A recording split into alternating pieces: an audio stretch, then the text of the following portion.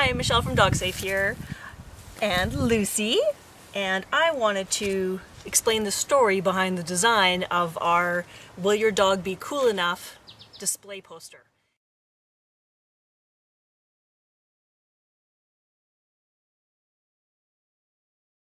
So a lot goes on in sort of the design and why we chose to do it this way. So I like to share it so that you get an idea about how we're doing things a little differently here.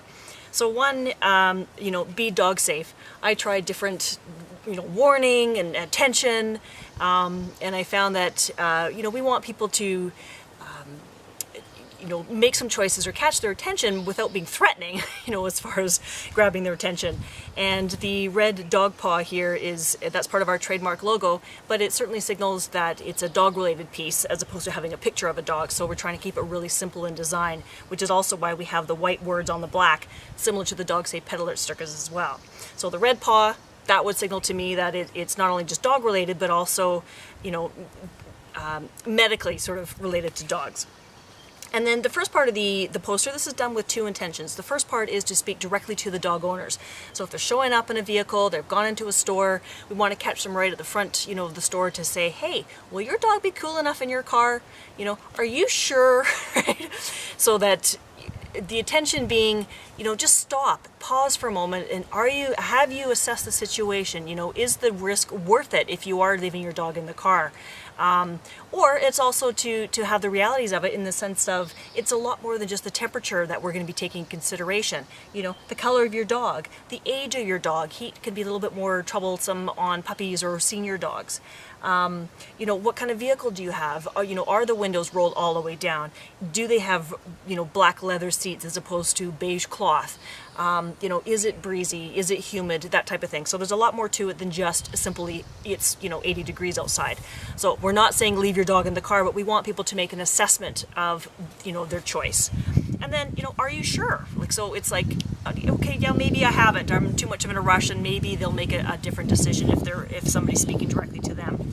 And then the bottom part of the poster is designed for people like yourselves who might be in the parking lot and having to, you have a concern about a dog in a vehicle. So it just helps with actionable steps. So, find the owner, then call police and or animal welfare, and then help the dog.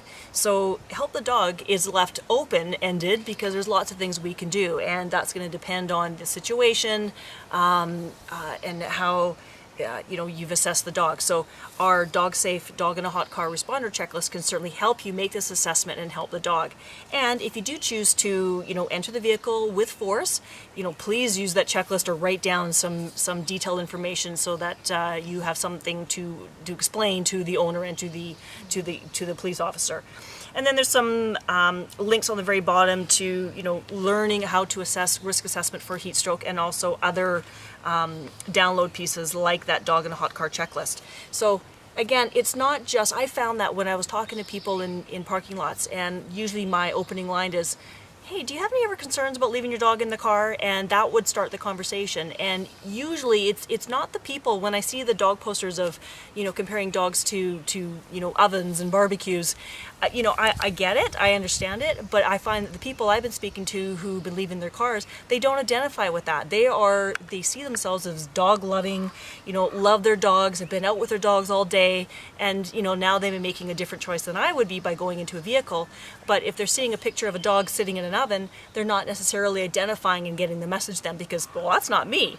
So we're trying to be a little bit more open, less judgmental, not to say that there's not some people who, don't give a flying fillet about leaving their dog in, it's abusive. And yes, by all means, get police involved, get documentation, and hopefully, an arrest and a conviction will happen. But we're trying to reach a lot of the other people who don't identify and aren't that, and they're just making those decisions because, for a variety of reasons. But just giving them a moment to say, hey, oh yeah, am I making the right choice? Maybe I'll double think or, think again and, not go in and do that shopping on this day and leave it for another time.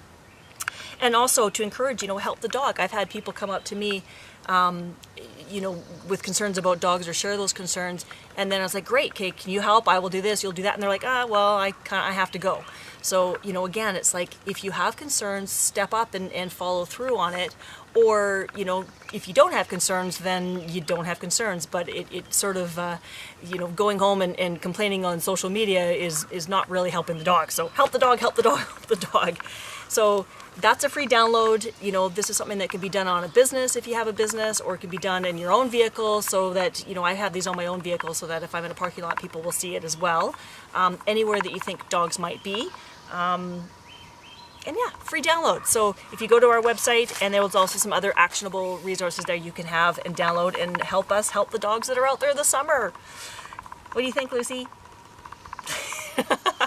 Have a good summer. Good girl.